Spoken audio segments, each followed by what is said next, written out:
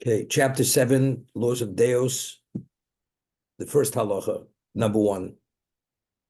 Hamiragel b'chavero over below taseh. One who tail bears against his fellow. Well, tail bearing could be one of two things. In Hebrew, the word regel means a foot. A person who he is a vendor of information, a gossiper. He goes from home to home seeking out information to be able to peddle it to others. And certain people, they thrive on this. People so what's new? And they have what to offer you. They have new merchandise continuously.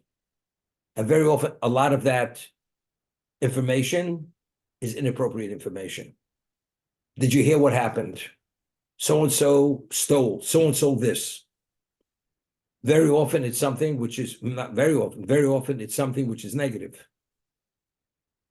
It's critical, and the critical information has no constructive value. It's purely destructive. It's to literally point out failings of other people. So-and-so made a fool of himself. That's called Lashon Hara. Now, but there's another case, which is, to a degree, maybe even worse. You go to a person and you say to him, did you hear what so-and-so said about you? So it's not two people speak of something negative about someone else. You go to the person himself and you say, do you realize what he said about you? This is already putting the knife in his back and twisting the knife. You're enraging the person. So not only are you saying the wrong thing, although it may be true, but what is the value of telling him? You're only creating a level of ill feeling, which is not be described, and that person feels that man is his enemy. That man doesn't wish him well. And because it touches such a negative chord within him, a raw nerve, he's going to react. And he's going to harbor minimally ill feeling or even hate towards him. And he may do worse than that. But who's the perpetrator? Who's the cause of all that? The person who shared with that person the information. Did you hear what he said about you? What about this is another case? Two people have a dispute, they go to court. And the judge adjudicates it. Let's say Reuven and Shimon. And the court finds Shimon guilty, and Shimon pays Reuven. Because he was found guilty, 100%. And somebody now goes to the guilty party, says, I heard that Reuven beat you in court. I heard he got the best of you. But that's the way he says it. Now, what's the point? The man who lost in court, which initially he felt he shouldn't have lost, he's heard enough. What are you putting fuel on the fire? As it is, he feels that Reuven received something he had no right to receive. And then you go tell him, by the way, I heard that he beat you in court. So what are you doing? You're only confirming and touching that negative feeling and igniting it. That's meragil. That's a Torah violation. Anything which has negative information or negative reflection on anybody you speak about, that's classified as Lashon Hara. It's bad talk. The people are instigators. What's an instigator? That's instigating. You're creating a setting, an explosive setting. And what about if you go tell somebody something which is not even true? Did you hear what he said about you? He never said it. So what are you trying to do? You're trying to create serious divisions. You want to destroy relationships. That's the worst of it. If the intent is to destroy relationships, which is worse than just gossiping, that means there's a certain evil intent. Therefore, this even intensifies the level of liability to that person.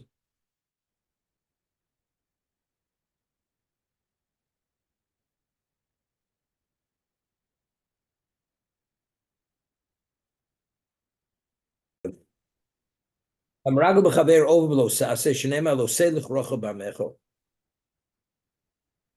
should not be that peddler of this negative information. Api she'ein lokin al davar zeh, although one doesn't receive lashes, because it's considered a non-action. Words are not an action. Ovun godolu, hear this? It's a very severe sin. V'gorem larog nefoshos, rabos, and it causes many people to be killed, to die, Yisrael, among Jews.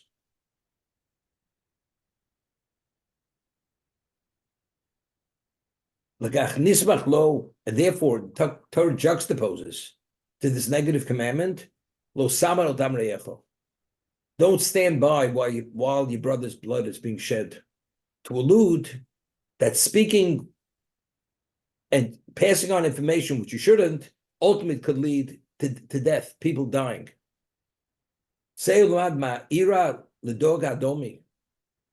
He says an example of this is what happened with Dog Adomi. What's the story? So Talmud explains David Amel, King David, initially was the son-in-law of King Saul. And David killed Goliath. And because he killed Goliath, Shalom, King Saul gave his daughter, the hand of his daughter, marriage to David. So David was the son-in-law of the king. Okay? David was exceptional. He had a level of holiness. He was a Torah scholar that David initially was the equivalent of a Rosh Hashiva. He was one of the leading Torah sages among the Jewish people. Every halacha ruling he gave was always correct, never ever made a mistake. But how's it possible? There's always human error. Our intellect is not infallible, but David, being such a tzaddik, being such a holy person, he always merited to see it exactly correctly. And therefore, every ruling he gave was never retracted. It was always correct, because he was attached to the truth to that degree. There was another person, he was the head of the High Court of Israel, what we call the Sanhedrin.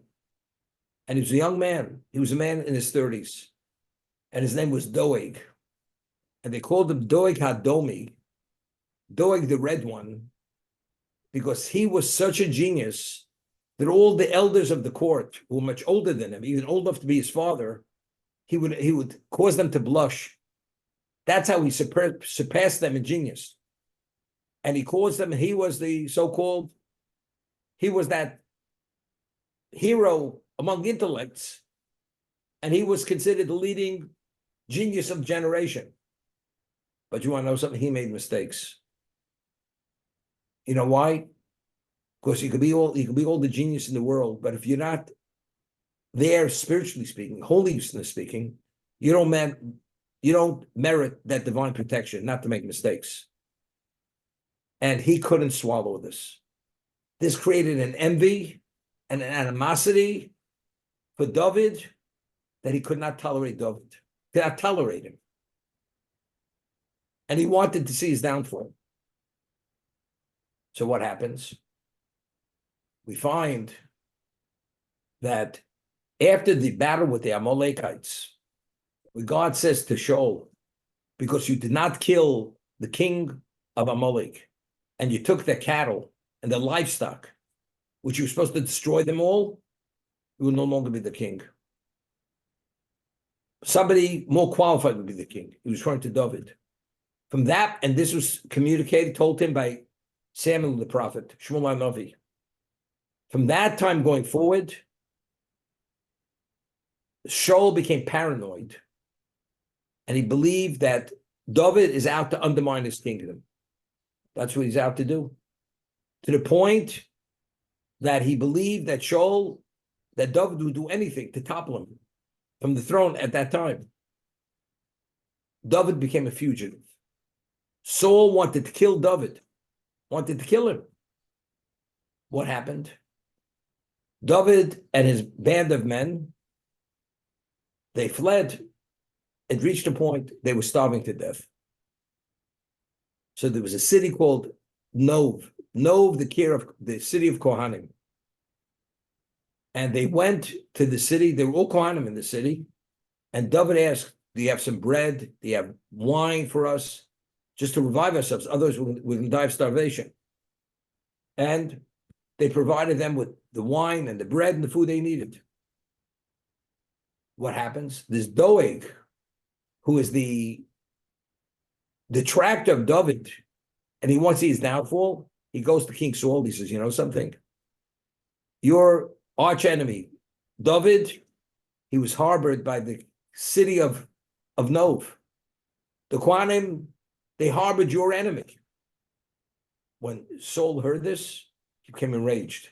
Says that city must be wiped out. You must kill the city, destroy them.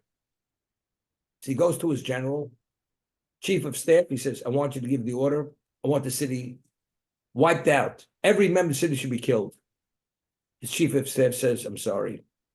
I can't obey your order. I can't kill innocent people. I will not kill them. So who brought him the information? This Doeg. He said, Doeg, nobody wants to wipe out the city. He says, I will do it. He took a sword and he killed every member of the community. This Doeg Adomi. This is how the hate and the envy expressed itself. But where did it all begin? Because he shared with Saul that this community had harbored this fugitive called David and his band of men. So what did that Lashon Hara bring about? By sharing that information with Shaul, King Saul, it caused that whole community. Innocent people were murdered. It was literally genocide. Do you know what the end of the story was? In the battle of the Philistines, Shaul and his family were killed. As a punishment, even though he did tshuva, he repented.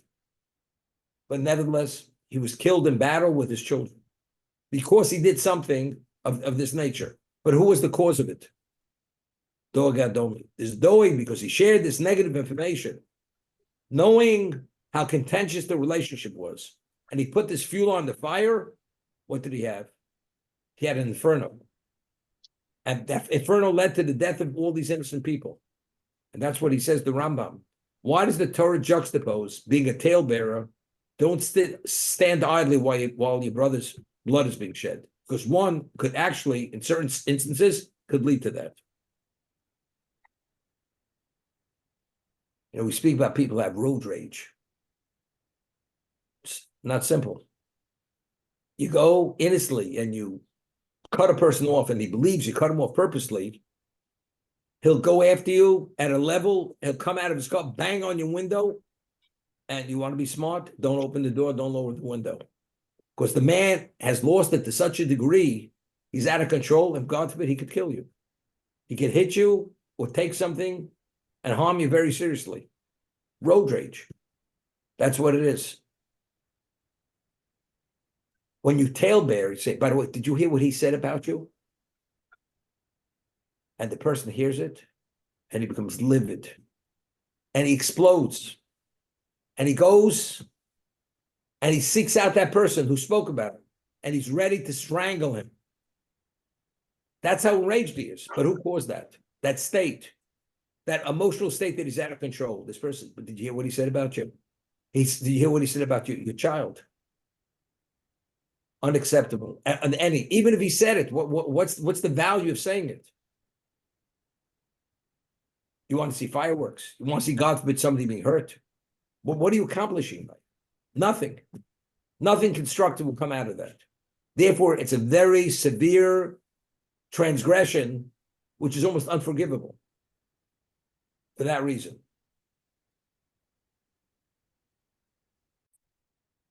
It tells us, you know, if you have a holiday going into Shabbos, to be able to cook from the holiday to Shabbos, from the Yom to Shabbos, you have to make it's called a rabbinic mechanism. It's called Eruv Tashilin.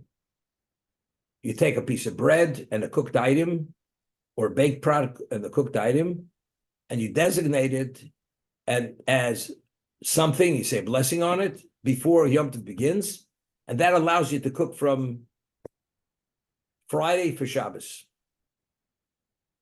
What happens if a person forgets? Got to make it. You're not permitted. However, usually the rabbi in the community, if you take a look in your siddur on regarding this, the text reads And when I make the Erev Tavshilin for myself, I make it for anybody in my community who forgets to make it. So even if a person individually forgets, he's covered by someone else.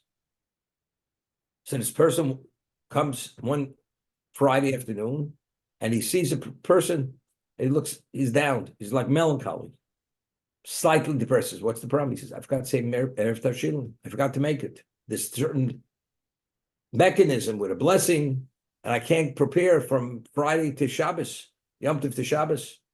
The Rebbe says, not a problem. You can rely on mine. Because when I made mine, I had in mind the whole community. Okay? Comes the next Yom Tov. The rabbi sees him again. He looks down and he says, what's the problem? He says, I made the same mistake. He says, first time it's a mistake. The second time, it's called carelessness. For the careless person, I never had him in mind. Therefore, you're not covered by my Erev Tavshilin. You understand? A person is a person who has any degree of intelligence. You make a mistake once, it's a mistake. But if you realize you're vulnerable to that kind of mistake, you take a precaution not to make that mistake again. So how did you go back there again? The answer is that's called totally you're irresponsible, you're careless. That kind of person I don't have in mind. Same idea. Shmuel. Yes, Rabbi. I was going to say that I think the tongue can do more harm than any weapon can do. Okay, who could do more harm? The tongue. Speaking. You can do more harm with words than you can with weapons. Yeah, they used to say that years ago, I'm talking about going back to the early 60s. We're still recording, Rabbi. It's okay.